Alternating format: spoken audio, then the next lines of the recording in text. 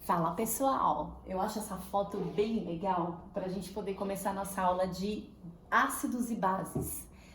A gente vai aprender um pouquinho agora sobre a classificação de algumas substâncias em relação ao comportamento dela, algumas características, né, em relação a sabor, a coloração, enfim. Na química, a gente tem aí alguns produtos sendo formados, ou não, né? Pode ser os reagentes, ou reagente ou produto, que eles se comportam de algumas maneiras muito semelhantes, né? E a gente consegue classificá-los, então, em relação a esse comportamento. E aí pode ser que ela tenha algumas características também que nos levam aí a deduzir o que ela é. Por exemplo, se a gente colocar um vinagre na boca, ele não tem gosto azedo? O limão, né, que tem aí o ácido acético, o iogurte que tem o ácido lático. Então, se a gente coloca aí na boca, não tem um gostinho mais azedinho? Pois é, isso é uma das características dos ácidos, ter o gosto azedo. Então, na aula de hoje, a gente vai aprender a classificar alguns compostos sendo hoje entre ácido ou base, tá bom? Na próxima aula, a gente fala das duas outras classificações, que são os óxidos e os sais, ok? Então, vamos lá. Bom, eu peguei aqui para vocês no livro, deixa eu colocar lá agora na imagem inicial, né, que eu acho essa imagem bem bonita. Então, nós estamos aqui no tema 3, dando continuidade à nossa aula. Deixa eu só pegar o livro para falar para vocês que página que eu tô aqui. Eu esqueci aí atrás da câmera, mas eu tô aqui, ó, pertinho. Eu só tô pegando o livro para mostrar para vocês que página que nós estamos, né? Porque a gente vai dar continuidade à nossa aula online que foi aí passada hoje para vocês. Hoje que eu tô gravando hoje, né? Para dar continuidade, não esqueça, são muitas aulas na minha cabeça, gente. Hoje, só pra gente rir um pouco, eu fui falar para os alunos do segundo que eu tava... eu ia falar dos meios de locomoção dos protozoários, que eles são classificados em relação a como eles se locomovem, né? E ao invés de eu falar meios de locomoção, eu falei meios de locomotiva. Pra vocês terem ideia de como tá a minha cabeça, é o grau, assim, são muitas informações, muitas aulas, umas seguidas da outra, muitas coisas diferentes que a gente tá fazendo. A gente tá ficando um pouco... Bom, eu já não sou normal, né? Vocês já sabem, né? E eu fui falar pro Cristiano, eu falei, Cristiano, a gente precisa procurar um transportamento pra gente poder mudar, né? Que a gente ia mudar de casa, agora a gente não vai mais. Aí ele olhou pra minha cara e falou assim, a gente precisa do quê? Falei, nossa, transportamento. Eu falei, gente, sabe aquela mulher das cavernas que fica dentro de casa e não sai, não tem mais contato com a sociedade? Tô ficando assim, pré-histórica. Tô usando uma linguagem própria, inclusive, né? Totalmente própria, acabei de criar. Deixa pra lá, vai. Bom, vamos falar um pouquinho, então, sobre a classificação de ácidos e bases, ok? Então, substâncias podem ser classificadas de acordo com as propriedades que elas apresentam, tá? Dei o exemplo aí pra vocês do gostinho azedo. E a gente vai falar um pouquinho que a química, quando ela foi bem aí montada, faz bastante tempo, ela foi dividida em duas partes, né? Para efeitos de estudo, porque a gente sabe que hoje isso não é mais assim tão válido, mas ainda é utilizado. Ela foi classificada em química orgânica, que é aquela que estuda todos os compostos que tem basicamente carbono, hidrogênio, oxigênio e nitrogênio, e a química inorgânica, que é o que não teria isso então. Só que com novos estudos, a gente sabe que carbono ele pode se comportar de uma forma um pouquinho diferente, existem várias exceções, etc e tal. Então, ainda atualmente a gente usa a classificação de química orgânica e química inorgânica, tá? Então, essa parte aqui que a gente vai estudar é a parte que a gente faz a classificação então de algumas substâncias. Vamos falar um pouquinho como que a gente identifica uma substância ácida. Então, vamos lá. Como é que eu bato o olho num cara, numa substância e falo, você é ácido? Bom, não dá, né, pra eu bater o olho e falar, você é ácido. Ele tem que ter algumas propriedades. Mas se eu souber a fórmula dele, né, se eu souber aí a composição dos elementos químicos dele e como ele se comporta, por exemplo, em meios aquosos, em solução aquosa, eu sei classificar, sim, eu consigo identificar se ele é um ácido. Então, a primeira coisa que acontece, a primeira regrinha dos ácidos... Quando eu pego um ácido e coloco esse ácido numa solução aquosa, ele sofre um processo chamado de ionização. O que é um processo de ionização? Ele era um composto, né? Então ele era um produto, ele vai se separar agora, né? Ele era uma substância, então ele vai se separar e vai dar origem a dois componentes ali, que a gente chama, um sempre vai ser um cátion, ou seja, ele tem carga positiva, e o outro sempre vai ser um ânion, que tem carga negativa. Esse cátion de carga positiva é um íon H+, é um ácido, é um hidrogênio, ok? E o outro ânion pode ser qualquer outro elemento químico que se ligou a ele. Então, de maneira geral, eu peguei aqui o HCl para vocês entenderem, ó. Deixa eu chegar mais pertinho aí. Eu peguei aqui o HCl para a gente poder entender. Então, todo ácido, ele sofre um processo de ionização em solução aquosa, tá? Se eu pegar, por exemplo, o HCl, que o nome dele é ácido clorídrico, em solução aquosa, ele em contato com a água, ele vai sofrer um processo de ionização, ele vai liberar 2 íons. Lembra disso? Os íons podem ser cátions, eles são chamados de cátions se eles tiverem carga positiva, e eles podem ser chamados de ânion, que são aqueles que têm carga negativa. Quando eu identificar que numa dissociação de uma substância eu tenho a formação, eu tenho como produto íon H+, eu posso dizer que esse cara é um ácido, ok? A gente vai fazer exercício depois, vocês vão entender como que se eu bater o olho na fórmula e eu identificar o produto e eu perceber que no produto ocorreu um processo de ionização, esse composto aqui, essa substância inicial, ela se separou formando um cátion ânion, sendo que um desse cátion é um H+, é um ácido. Quais são as características dele? Então, basicamente, eles têm aí um gosto azedo e são bons condutores de eletricidade, tá? De forma geral aí, ok? Tá bom. Então, agora a gente vai falar um pouquinho sobre as bases. As bases, elas diferente dos ácidos, elas são alcalinas. Então, elas vão apresentar aí um pH alcalino. Professora, o que é pH? Lembra daquela foto bonitona que eu coloquei aqui no começo? Então vem cá, ó. O pH é uma escala que ela existe para facilitar a nossa vida. Então deixa eu só olhar embaixo um pouquinho para mostrar para vocês. Olha aqui, ó. E ele tá aqui no livrinho de vocês, se vocês forem pegar aí na página, que eu nem falei a página para vocês, 64. Não é na 64 não, Juliana. É na 66 que tá essa foto. Se vocês forem pegar essa foto, existe aí uma escala de potencial hidrogeniônico. Então, o pH, na verdade, ele vai mensurar aí o potencial como se fosse, vamos dizer assim, se tem muito ar, se tem muito hidrogênio, se ele é mais ácido para ter muito hidrogênio ou menos hidrogênio, mais ou menos isso, tá? Só para vocês entenderem. Essa escala, ela varia geralmente de 0 a 14. O 7 é neutro, ok? É o pH da água, neutro, 7.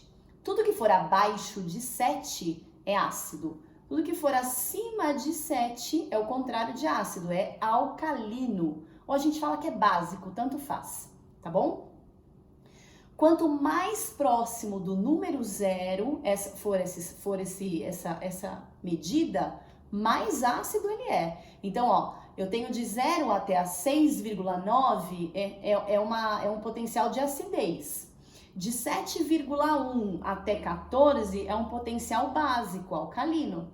Então, se ele tiver ali, o pH dele é 0,5, nossa, ele é muito ácido, certo? Se ele tiver um pH 7, ele é neutro. Se ele tiver um pH 7,1, ele já é básico. Se ele tiver 13,9, ele é bem alcalino, certo? Então, é só para a gente poder entender como que são feitas as mensurações do pH, para saber se um cara é ácido ou se ele não é ácido, se ele é básico. Existe um alimento, que é o repolho roxo, que ele tem o poder aí de reagir quando eu pego algumas substâncias de diferentes pH, ele muda. É como se eu pegasse um pedacinho de repolho roxo e colocasse dentro de cada substância aqui, ó, e depois eu tirei ele e cada substância ficou de uma cor. Naturalmente, ele é um marcador de pH.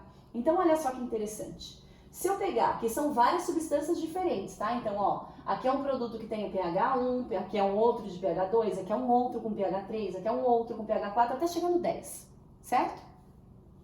Foi tirado um pedacinho aqui do repolho, colocado nessa substância e tirado dessa substância. A coloração dessa substância ficou um rosa bem fortinho. E aí ele foi fazendo isso com todos os outros, né? Vocês percebem que essas substâncias, elas foram mudando de acordo mudando de cor de acordo com o número de pH que ela tem. Então, ó, essa substância aqui tem pH neutro, então é a água, vamos colocar aqui a água. Então a água em contato com o repolho roxo, ela vai ficar de uma corzinha mais ou menos azuladinha, se você deixar de molho aí por um tempo? Sim, professora. Se a gente pegar outras substâncias que tem pH mais baixo, entrar em contato com um medidor aí natural, é claro que essa reação não é instantânea, ela demora um pouquinho para acontecer porque é uma coisa natural, mas acontece. As cores dessas substâncias, elas vão se alterando porque entraram em contato. É uma reação química que ocorre aí, entraram em contato, então mudaram a coloração. Um dos produtos visuais de uma reação química é a alteração de cor. Pode ser liberação de calor, pode ser liberação de odor, né? Aqui no caso é cor.